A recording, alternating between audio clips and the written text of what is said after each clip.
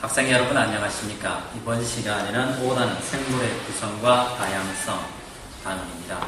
5단원은 내용이 이 3단원, 4단원에 비하면 좀 많습니다. 그래서 이 시간은 5단원을 두 개로 나눠서 첫 번째 생물의 분류, 두 번째 세포와 생물체 이렇게 크게 두 시간으로 나눠서 수업을 진행하겠습니다. 오늘은 첫 번째 주제 생물의 분류부터 하겠습니다. 생물의 분류, 우리 책을 꼼꼼히 읽어보시면 생물을 분류하는 이유가 있어요. 생물을 분류하는 이유는 어떤 음식이 맛이 있고 맛이 없고 어떤 음식이라 했어요. 어떤 동물이 경제적인 가치가 있는가, 생물학적으로 어떤 식물이 더 좋은가, 그런 것으로 분류하는 건 아닙니다.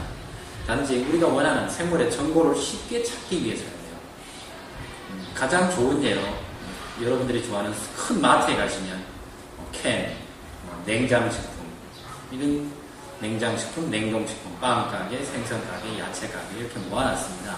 그것도 일종의 분류입니다. 아동복, 성인복, 속옷, 겉옷, 학용품, 자동시험 이렇게 나눠놨는데 그것도 분류입니다. 그렇게 분류를 하는 이유는 원하는 정보를 쉽게 찾아야죠. 그냥 그걸 다 섞어놨다고 생각하면 거기에 찾는 사람들이 참 힘들 겁니다.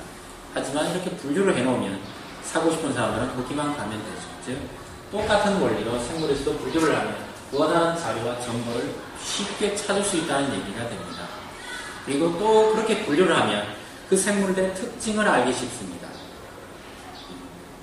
여러분들이 좋아하는 신발 가게를 생각해보면 신발 가게를 모아두면 어떤 회사들마다 또는 제조 회사들마다 그 신발의 특징이 있습니다. 어떤 회사는 좀 크게 만든다거나 어떤 회사는 좀 작게 만든다거나 색을 화려하게 만드는 데도 있고요.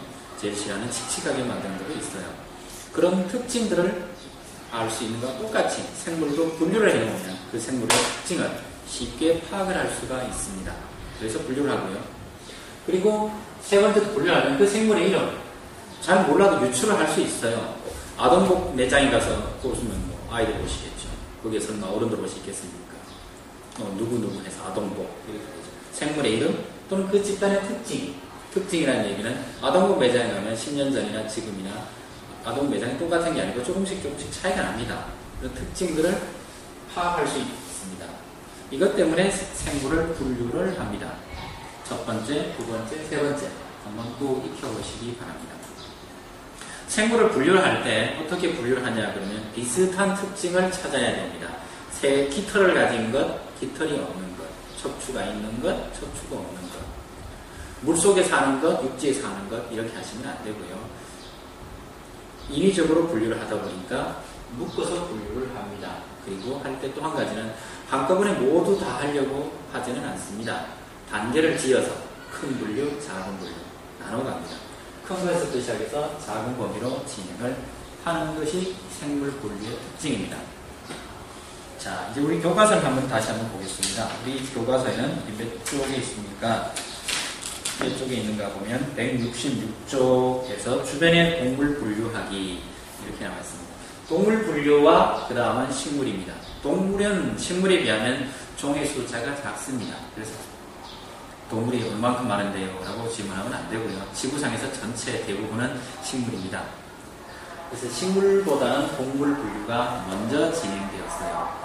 그래서 동물을 분류할 때 크게 어떻게 하냐면 생존에 필요한 영양분을 만들어서 먹습니다. 그러면 식물이고요. 만들지 못하고 식물을 먹거나 또는 다른 동물을 먹을 때 그것들은 동물로 분류합니다. 그래서 제일 큰 분류는 동물계, 식물계에서 끝에 계자가 붙습니다. 동물계, 식물계 이렇게 붙습니다. 그리고 우리 교과서들을 한번 해볼게요. 발생 단계 또는 우리 교과서 들으면 등뼈 이렇게 불렀습니다. 등뼈를 한자로 쓰면 척추고요. 뼈가 있는 동물이냐, 뼈가 없는 동물이냐 나눠서 척추동물과 무척추동물 이렇게 나눕니다. 척추동물, 무척추동물도 굉장히 큰 분류입니다. 그런 분류는 문이라고 붙입니다. 문. 그래서 정확하게 말하면 척색동물문 또는 무척색동물문 이렇게 붙입니다. 사람을 분류하면 척색동물문 또는 척추동물문 여기에 들어갑니다. 사람은 뼈가 있죠.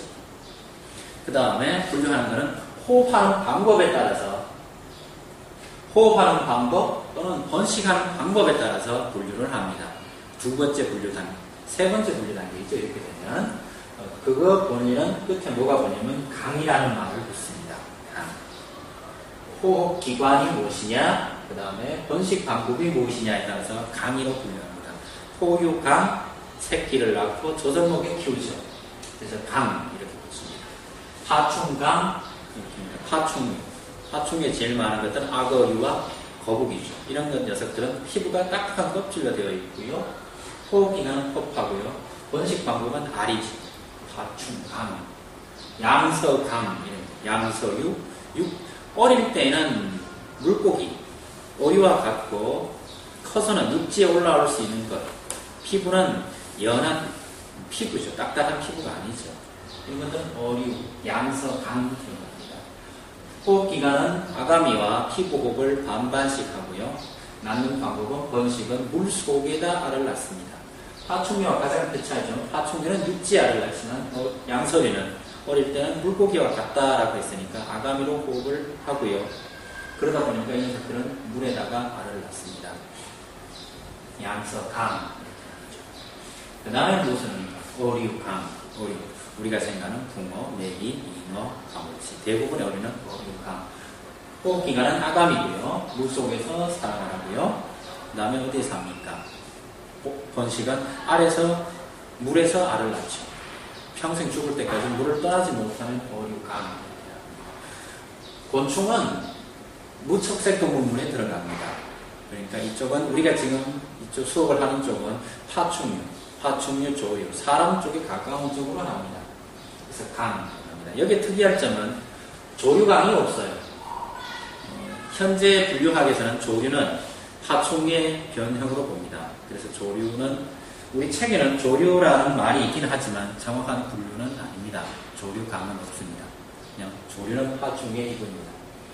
이런 생물들이 먹는 것과 골격을 기준으로 해가지고 다시 나누죠. 그럴 때는 뭐라고 붙입니까? 목이라는 말을 붙입니다. 먹는 것, 풀을 먹으면 초식목, 그 다음에 식목, 고기를 먹으면 식육목, 그 다음에 골격, 우제목, 기제목, 이렇게 나눕니다. 우제목이냐 기제목이냐 하는 것들은 초식동물 중에 발굽이 갈라진 생물이냐 갈라지지 않는 생물이냐 이런 얘기입니다. 골격을 기준으로 했을 때 목이라고 분류를 합니다. 사람을 분류를 해보면 사람은 동물계고요. 사람은 척추가 있으니까 척추동물문에 들어가고요. 사람은 호흡기는 호흡하고요. 알 대신에 아기를 낳죠. 그리고 젖먹을 먹여 키우니까 포유강에 들어갑니다.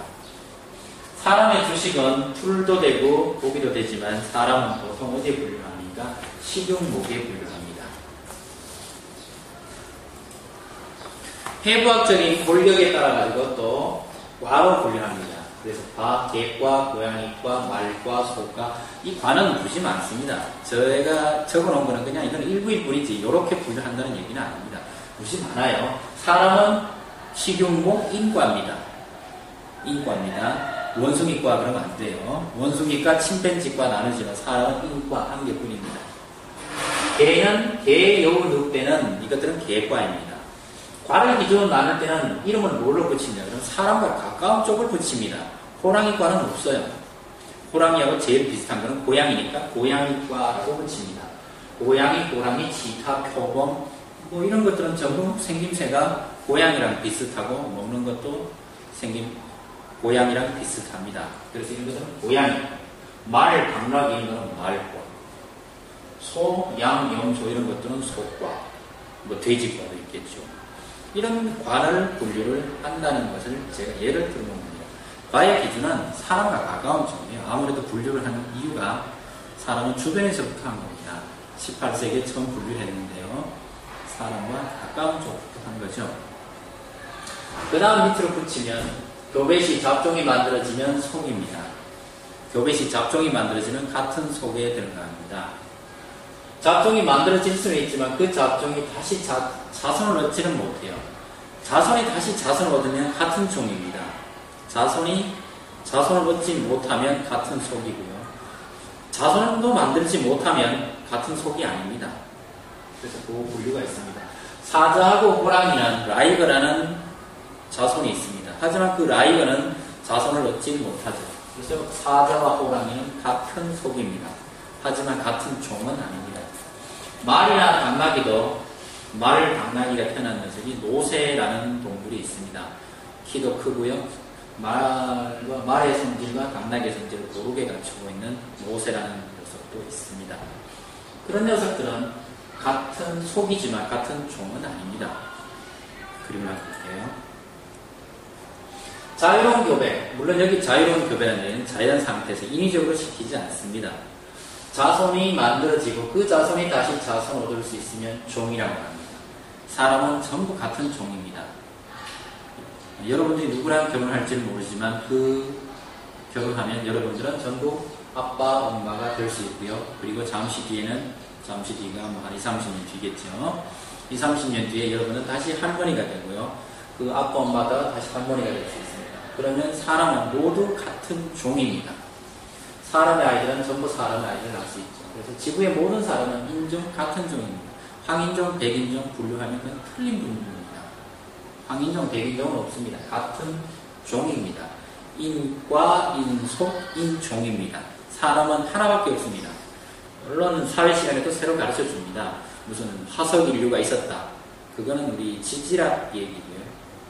현재 인류 분류하기 전에 그런 화석 인류는 현재의 생물이 아니고 화석에 있는 생물이다 보니까 그거는 아닙니다. 우리와 같은 종이 아닙니다.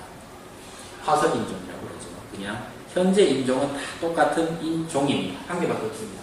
그리고 가장 궁금한 건 북극곰, 백곰이라고 그러죠. 북극곰과 갈색곰이 이것이 같은 종이냐라고 논쟁이 많았어요.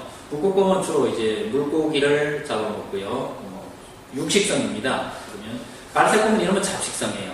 그래서 이 녀석이 같은 종이냐, 먹는 게 다르기 때문에 다른 종으로 봤었는데 교배를 시키면 갈색곰이 태어나든 회색곰이 태어나든 뭐 태어납니다. 근데 그 녀석들이 다시 교배를 시키면 다시 종을 얻고 그 새끼들이 태어나니까 갈색곰이나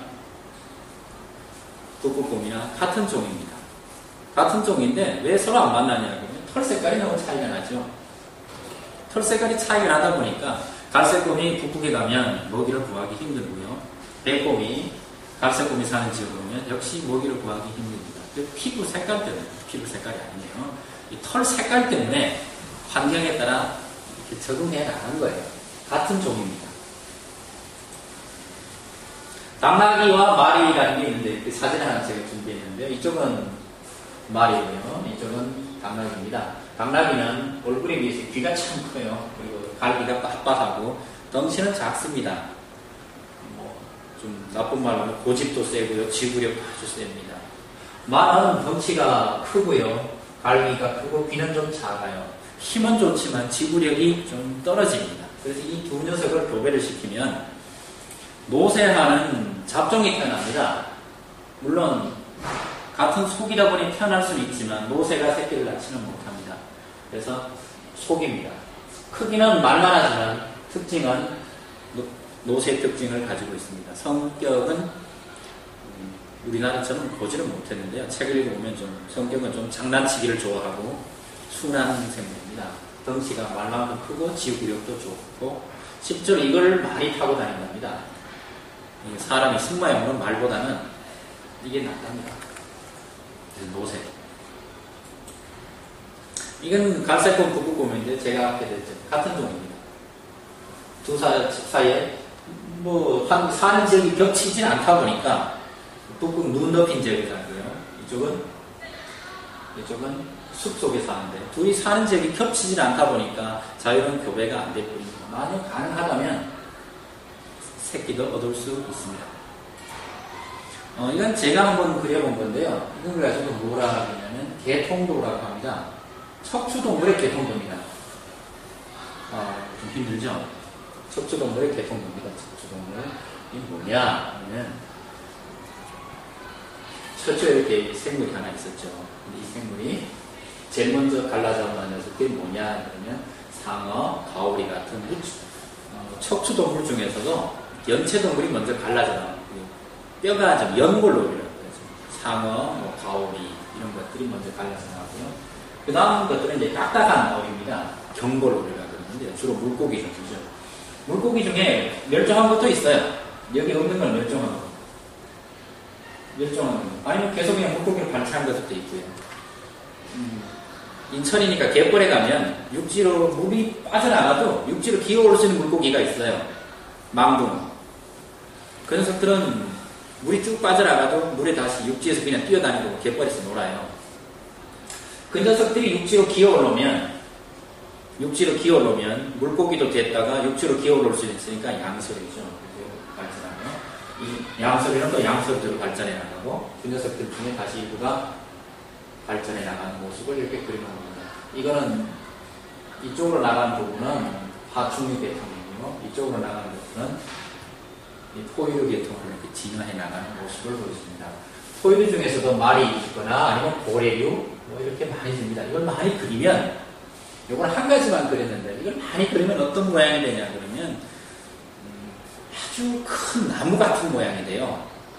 개통수라고 하죠. 개통을 그리는 나무입니다.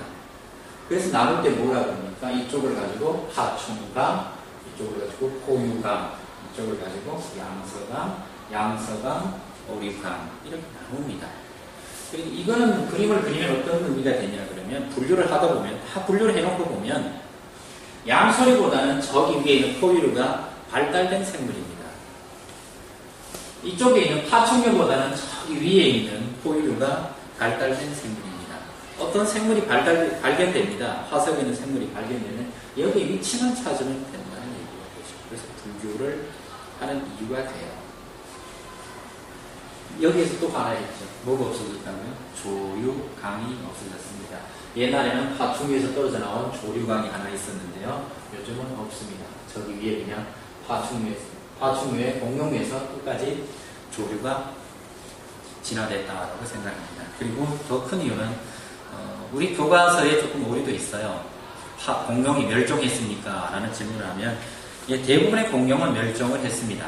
대부분의 공룡은 한 90% 이상은 멸종을 했어요. 하지만 10%는 멸종을 안 하고 지금 우리 주변에 보이고 있는 새라는 생물로 진화를 하죠. 참새, 참새, 비둘기, 집에서 여러분들이 좋아하시는 치킨도 알고 보니 공룡이라는 거죠. 이 공룡 고기가 맛이 어떠냐? 그러면 그냥 닭고기 맛입니다. 똑같습니다. 닭고기 맛이에요. 똑같아요. 전혀 안 틀려요. 너 먹어봤냐? 그럼 저는 공룡 고기는 못 먹어봤지만 공룡이 파충류라고 했죠. 뱀 고기는 먹어봤어요. 뱀을 잡아가지고 이렇게 불에서 구워 먹어보는 어릴 때 경험이 있는데 그때 먹은 뱀 고기의 맛이나 닭고기 맛이나 똑같아요. 정확하게 말하면 어디 맛이 제일 비슷하냐 그러면 뱀 고기 맛은 닭의 목뼈 맛하고 똑같습니다. 목에 목뼈 있는데 이 부분의 맛이나 뱀 고기 맛이나 똑같아요. 두 번째 시간은 아니고요. 페이지를 좀 넘겨보시면 우리 뒤에 가시면 뭐가 있습니까? 주변의 식물 분류하기라는 말이 있습니다. 주변의 식물을 분류하기. 앞에서도 제가 잠깐 했는데요. 지구에 있는 대부분의 생물은 동물이 아니고 식물입니다. 동물이 아니고 식물입니다. 전체 생물계 중에 식물이 90%가 넘어요. 거의 다가 식물입니다. 동물은 식물이 100개 있으면 그 중에 한두 개가 동물입니다. 동물 중에서도 물론 제일 많은 것은 무척추 동물인 곤충류가 제일 많습니다. 곤충류가 제일 많고요. 사람 같은 것들은 동물계 중에서도 1%가 안 돼요. 지구에 사람은 한 종인데 곤충이 몇 종이냐 잘 모르지만 제가 본 책 중에 한 3천만 종쯤 된다라고 써놨어요. 곤충이 그 정도 된다. 그거보다가 훨씬 더 많은 것들이 뭐냐 그러면 식물이라는 얘기죠. 그 많은 동물들을 먹여 살리는 게 누구냐? 식물이라는 얘기죠. 알고 보면. 그리고 식물은 굉장히 많고 다양합니다. 그리고 동물만큼 체계적으로 분류가 되어 있지는 않아요. 그 얘기는 식물 분류하는 것은 최근에 들어와서 얘기입니다. 그리고 하도 많아가지고 다 조사도 안 됐습니다. 근데 그 많은 식물들 중에 분류하는 방법은 종자를 만드는 방법으로 분류부터 시작합니다. 종자를 만드는 방법이 제일 먼저입니다. 그러니까 식물계 중에 종자식물, 포자식물 이렇게 말하죠. 종자식물문, 포자식물문 이렇게 나옵니다. 그 다음에 종자식물 중에서도 미씨가 있느냐 없느냐에 따라서 속시식물, 거시식물 나옵니다. 거시식물, 속시식물. 거시식물은 속시식물은 많으니까 빼고요. 거시식물의 가장 대표는 누굽니까? 소나무, 전나무 같은 침엽수 종입니다. 속시식물은 많죠. 이건 화렵수, 풀, 전부 속시식물입니다. 자, 또 볼까요? 거시식물, 속시식물로 나눌 수도 있고요. 아니면 형성층의 유무에 따라서 쌍떡잎식물, 외떡잎식물로 나눌 수도 있습니다. 대부분은 형성층의 유무에 따라서 나눈다는 얘기는 이렇게 나누면 형성층의 유무에 따라서 나누면 거시식물, 속시식물은 전부 같은 분류 들어가요. 아까 얘기했죠. 거시식물의 대표가 누구냐라고 물었을 때 제가 소나무, 전나무 했죠.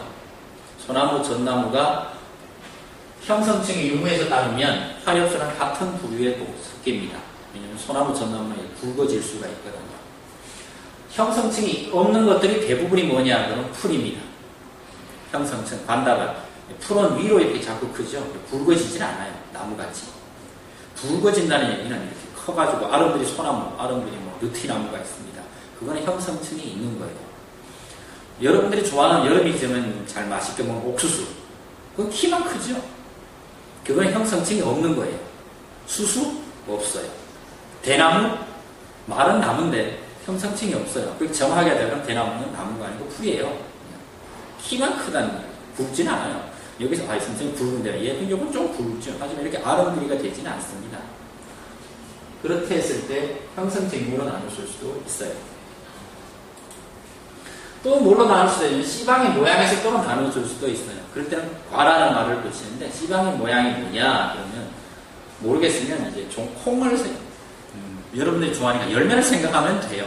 열매를 생각하는 얘기는 콩과 밥 그러면 이상하죠. 수박도 박이죠. 끝에 박이 들어가는 건 전부 박과라고 하는데 밥, 수박. 여름에 여러분들이 시원하게 먹기 위해서 수박을 와서 다 쪼개면 껍질은 녹색을 띠고 있고요. 그 안쪽에 하얀색 껍질이 있고요.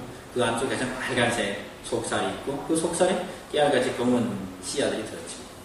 그렇게 씨가 들었느냐 아니면 콩같이 그 씨 자체가 크냐 다른 말로 하면 수박의 씨가 크냐 콩의 씨가 크냐 라고 물어보면 여러분은 당연히 콩이 크죠.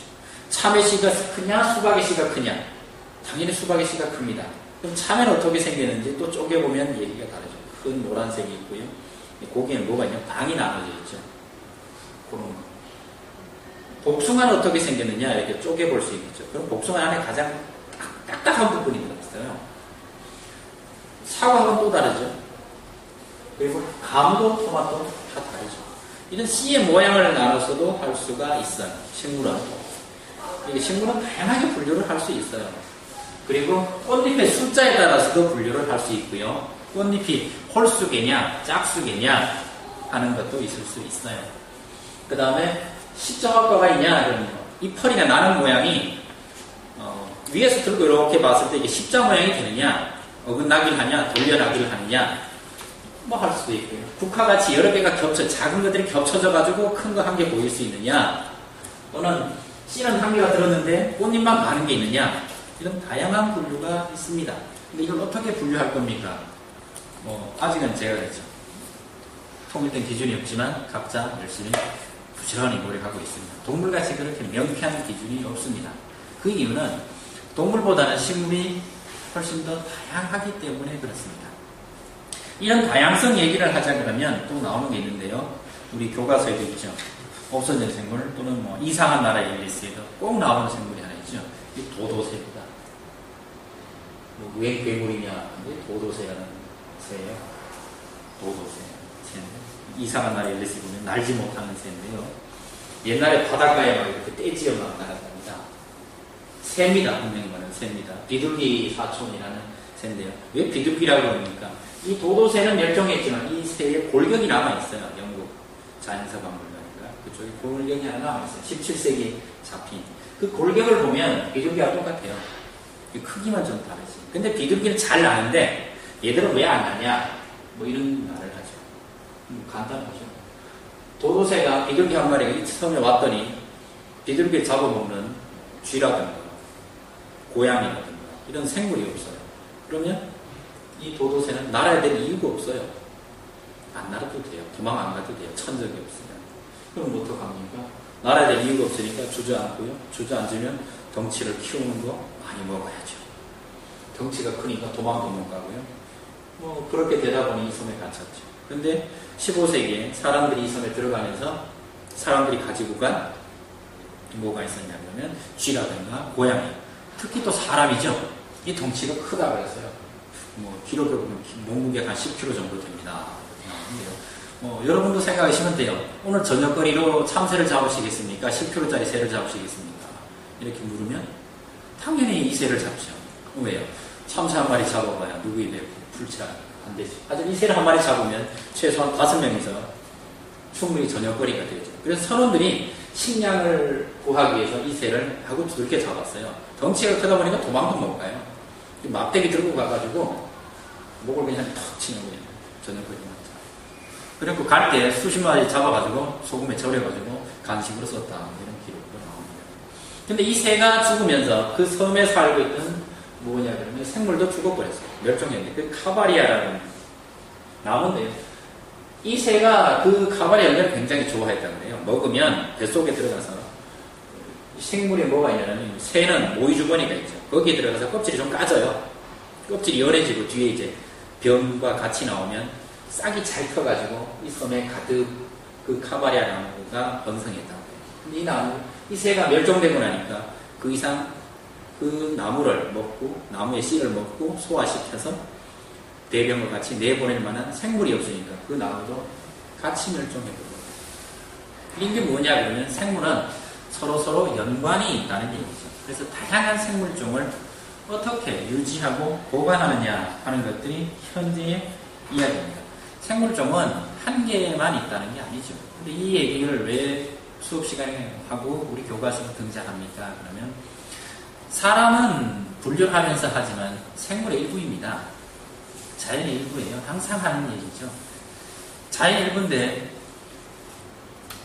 그걸 인정하기 싫은 거죠. 인정하기 싫으니까 우리는 별개, 즉 생물계와 우리는 별개라고 생각을 하니까 자꾸 생물계를 건드리게 돼요. 생물계를 건드리니까 생물 환경 변화가 오고 지구가 뭐 요즘 최고의 온난화가 옵니다. 올 겨울에는 최고의 무슨 강추위가 올 겁니다. 이런 얘기가 합니다. 생물계 일부라는 것만 알면 생물계를 어떻게든 보존을 해야 됩니다. 카바리아 나무가 살아야, 정확하게는 도도라는 새가 살아야 카바리아 나무도 싹이 틀 수 있고요. 그 싹이 터야 사람은 그 나무를 가지고 생활을 할 수가 있다는 얘기가 됩니다. 그래서 항상 하는 얘기, 생물의 다양성, 이거는 결국은 인간을 위한 일입니다. 새나 나무를 위한 일이 아니라는 얘기죠. 이거는 또 지구에서 가장 컸다는 새인데요. 뉴질랜드에 살았던 새예요. 18세기까지 있었다는 설도 있고요. 모아라는 새예요. 모아라는 새는 얼마나 컸냐. 기록에 보면 여기서도 저 끝까지가 13m쯤 됐다. 13m 그러면 모르겠어. 우리 건물만 했다. 이렇게 생각하면 돼요. 건물이 좀 이상한가요? 전봇대만 했다. 뒤에 원주민이 하나 이렇게 따라가시는데 다리 하나. 굉장히 컸대요. 사람이 오기 전까지는 천적이 없었죠.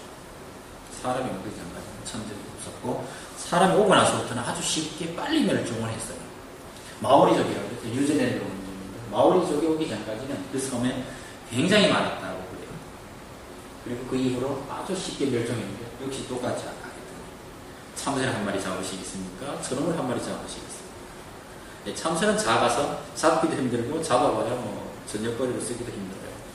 하지만 이 모아 같은 새는 한 마리 잡으면 저녁거리로 온 부족민들이 잡아서 그냥 파티를 즐길 수 있는 크죠.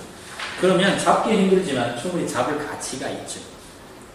덩치가 큰 새들은 또 한 가지는 번식이 잘 안 돼요. 번식이 안 되는 얘기는 알을 한 마리 낳거나 또는 뭐 많이 낳아봐야 2마리. 그리고 저만큼 크는데 뭐 늘어나는 뚝딱 되는 게 아니고요. 최소 오랫동안 커야 돼요. 그렇다는 얘기는 쉽게 노출이 되고 멸종이 된다는 얘기죠. 사람이 들어오면서 역시 없어져 버렸어요. 멸종했어요. 적어도 현재 뉴질랜드 무슨 박물관에 견갑골이라고 해서 여기 새 보면 여기 가슴 여기 골이 하나 있어요. 이 뼈다구가 현재 남아있어요. 이 뼈다구를 기준으로 해가지고 이 저세를 복원하면 아까 제가 한 10여 미터 된다. 모아라는 것입니다.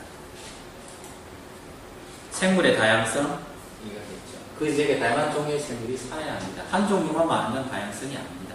그 다양성이 파괴되었다고 합니다. 다양한 생물이 살아야 그 지역이 안정이 됩니다. 제일 마지막이죠. 인간도 생태계의 일부라는 것만 아시면 됩니다. 그 이상도 이해하도 합니다. 다음 시간에는 좀 긴데요. 세포, 살아있는 모든 것들의 기본, 세포에 대해서 수업을 하겠습니다. 5단원은 앞에 있는 두 단원에 비하면 단원이 좀 많고 깁니다.